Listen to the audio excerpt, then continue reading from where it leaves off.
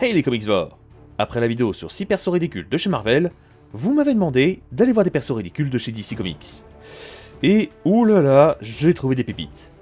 Je vous ai préparé 6 personnages bien pourris et quelques mentions honorables qui vont soit vous faire lâcher un sourire, soit vous demander c'est quoi ce bordel. Commençons avec le premier, qui se nomme Danny the Street. Oui, vous avez bien entendu, on va parler d'une rue. Mais une rue vivante, avec des émotions. Vous allez me dire, c'est bien sympa, mais elle fait quoi ta rue? Eh bien c'est simple, elle essaye de rendre les gens joyeux. Et si elle s'installe à côté d'une boutique d'armes, eh ben elle modifie la devanture de la boutique en mettant des stores roses. Bon après, à quoi on pouvait vraiment s'attendre avec un perso inspiré d'une drag queen? Car oui, Danny the Street est un hommage à la drag queen du même nom. Des fois, les auteurs n'ont vraiment pas d'idée. Une idée tellement géniale qu'elle va être reprise pour créer un Batman maléfique. Le Castle Bat. Je me demande bien ce que ça donnerait un combat entre ces deux-là, tiens. Et en parlant de combat, bon bah, c'est pas fou quoi. Hein. Au pire, il vous attaquera avec des lampadaires ou avec des coups de volet en bois. Mais bon, on est très loin d'une grosse menace, j'ai envie de dire. Zip, l'éponge humaine. Pour celui-là, je suppose qu'un des deux auteurs était en train de prendre son bain et s'est dit « Tiens, on va créer un héros éponge ». Et voilà comment il est Zip. Après, Zip possède une capacité incroyable. Il peut stocker de l'eau dans son corps. Voilà. Et pas trop d'eau non plus. Hein. Et sa création n'est pas folle non plus. Un enfant en avait marre de nettoyer sa salle de bain, et donc, il créa Zip pour qu'il nettoie à sa place. Best Origin Story. Comme vous vous en doutez, Zip, c'est pas le perso qu'on vient chercher si un Brainiac ou un Bane fout la merde dans une ville.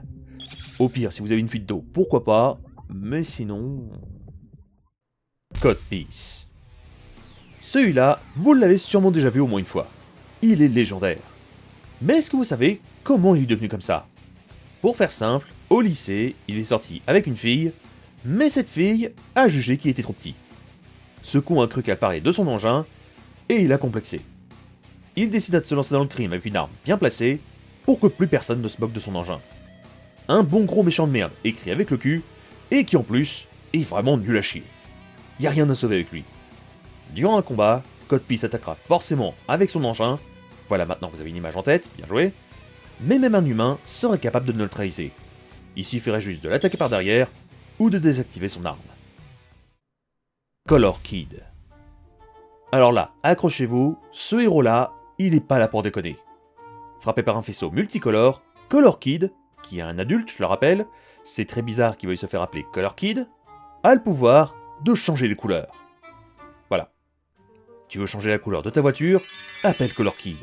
Changer la couleur de ton t-shirt? Appelle Color Kid. Changer la couleur de ton canapé? Appelle Color Kid. Color Kid, le héros de la déco. Bon par contre, en combat, il est nul à chier. Mais au pire, il peut se recycler en décorateur de luxe. Arm Fall of Boy. Je vous présente le héros en pièces détachées. Arm Fall of Boy. Bon, qu'est-ce qui va pas avec lui? Premièrement, il a pas de nom. Il a juste un surnom débile. Deuxièmement, il a des vilaines pustules sur ses bras et ses jambes. C'est dégueulasse. Troisièmement, il a un peu une tête de bite avec son casque. Et enfin, quatrièmement, mais qui veut de toi en vrai? Ton pouvoir il sert à rien. En combat, j'en parle même pas. Génial, je prends mon bras gauche pour cogner mon adversaire. Et ensuite, c'était peut-être pas un peu plus simple de le frapper directement? Bref, lui, le summum de la débilité en termes de création. Juste avant de parler de The Pépite, on va parler des mentions honorables. Bouncing Boy, le super-héros ballon. Je l'ai mis dans les mentions honorables, car il est connu, mais il n'en reste pas moins un bon gros héros de merde. Même si je pense qu'il sera capable de vaincre la moitié des héros cités avant. Matter Eater Lad. Y a pas que les méchants qui ont des pouvoirs de merde. Y a aussi les héros.